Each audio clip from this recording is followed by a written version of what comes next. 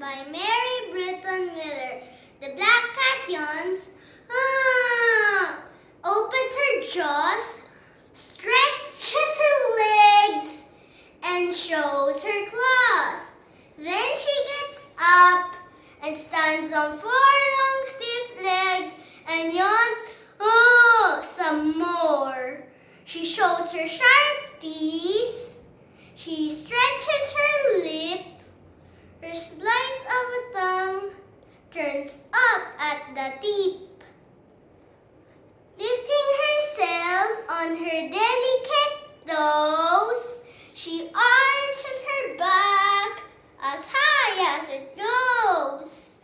She lets herself down with particular care and pads away with her tail in the air. Cat by Mary